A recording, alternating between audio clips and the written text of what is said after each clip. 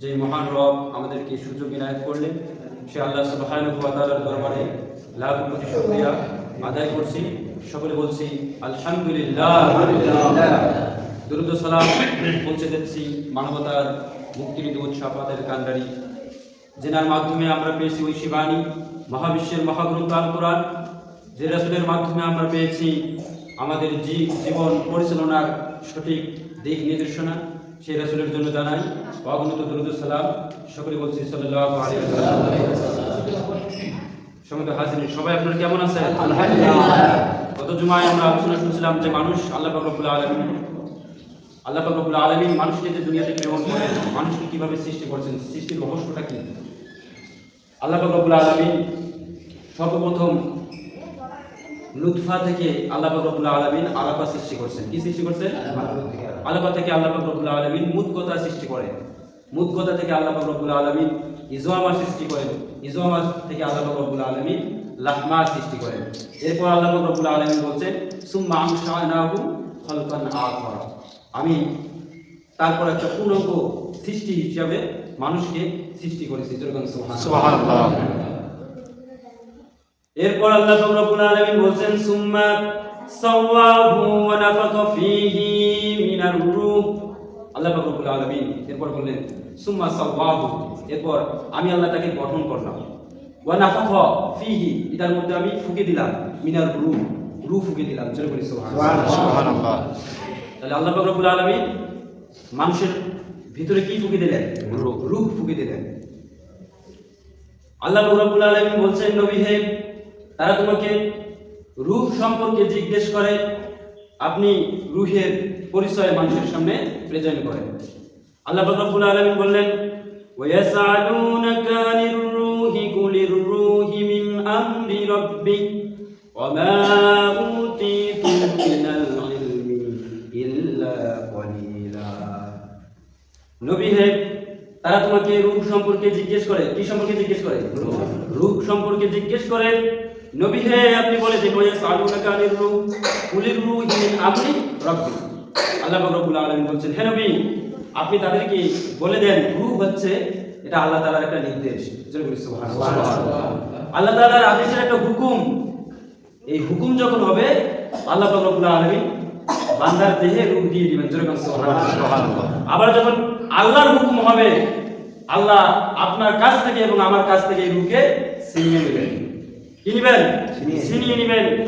আজরাইল আলাইহিস সালামকে পাঠিয়ে দিবেন, দিয়ে আমাদের থেকে আমাদের রূহটা নিয়ে নেবেন। তো আল্লাহ রাব্বুল আলামিন বলেন হে নবী, আপনি তাদেরকে আরো জানিয়ে দেন ওমা উতীতুম মিনাল ইলমি ইল্লা কলিলা। আমার যে জ্ঞান, আমার যে প্রজ্ঞা, এই জ্ঞান এবং প্রজ্ঞা থেকে আমি মানব জাতিকে সামান্য পরিমাণ জ্ঞান দিয়েছি। বলি সুবহানাল্লাহ। তাহলে আল্লাহ তাআলার জ্ঞান থেকে সামান্য পরিমাণ আল্লাহ রাব্বুল আলামিন আমাদেরকে জ্ঞান দিয়েছেন, এটাই তো অনেক বিশাল। তো আল্লাহর জ্ঞানের মাপকাঠি আমরা করতে পারবো? মাপতে পারবো আল্লাহর জ্ঞান? তাহলে আল্লাহ রাব্বুল আলামিনের জ্ঞান থেকে আল্লাহ রাব্বুল আলামিন আমাদেরকে অল্প পরিমাণ জ্ঞান দিয়েছেন। তো আল্লাহ রাব্বুল আলামিন রূহ ফুঁকে দিলেন, মানুষকে পূর্ণাঙ্গভাবে সৃষ্টি করলেন। এর উদ্দেশ্য আছে না নাই? আল্লাহ তাআলা সেটা সূরা জারিয়াতের 56 নং আয়াতে আল্লাহ বলেন ওয়া মা খালাকতুল জিন্না ওয়াল ইনসা ইল্লা লিয়াবুদুন। বলি সুবহানাল্লাহ। আল্লাহ রাব্বুল আলামিন বললেন আমি মানব এবং জিনকে সৃষ্টি করেছি শুধুমাত্র আমার ইবাদত করার জন্য। কার ইবাদত করার জন্য? আল্লাহ তাআলার ইবাদত করার জন্য। আল্লাহ রাব্বুল আলামিন আরো ইবাদতের উদ্দেশ্যে সূরাতুল মুলকের 2 নং আয়াতে আল্লাহ বলেন আল্লাযী খালাকাল মাউতা ওয়াল হায়াতা লিয়াবলুয়াকুম আইয়ুকুম আহসানু আমালা। সুবহানাল্লাহ। আল্লাহ বলেন আমি মানুষের হায়াত এবং মৃত্যুকে সৃষ্টি করেছি লিয়াবলুয়াকুম, তাদেরকে পরীক্ষা করার জন্য, আহসানু আমালা, কে সর্বোত্তম, আহসান ভালো আমল করতে পারে, সহি আমল করতে পারে, নেক কাজ করতে পারে। এজন্যই আমি রব মানুষের হায়াত এবং মৃত্যু দিয়েছি। জোরে বলি সুবহানাল্লাহ।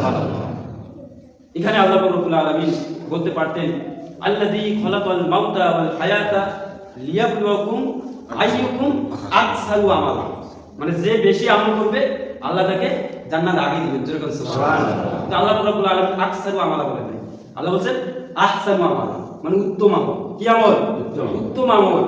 যে আমল করলে আপনাকে মানুষ ভুল বুঝবে না, যে আমল করলে আপনাকে কোনো মানুষ বলতে পারবে না যে আপনি নামাজও পড়েন আবার অন্যায় কাজের সাথেও জড়িত, এটা বলতে পারবে না।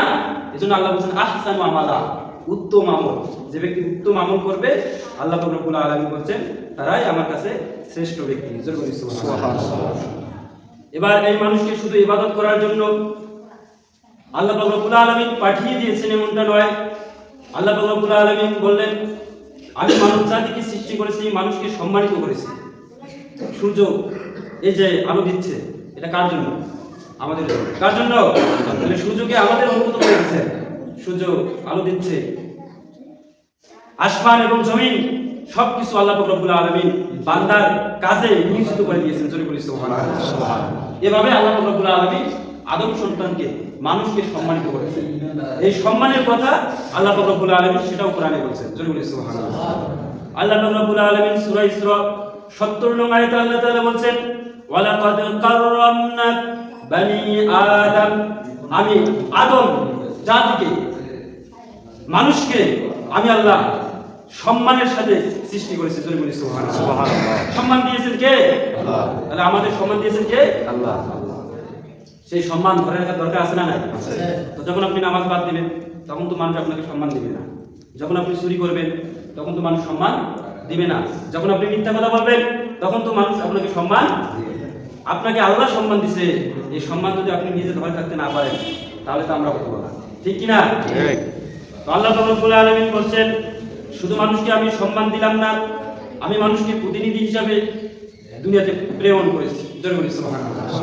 আল্লাহ তাআলা বলেন সূরা বাকারা 30 নং আয়াতে আল্লাহ তাআলা বলেন ইন্নী জাইলুন ফিল আরদি খলিফা। বলি সুবহানাল্লাহ।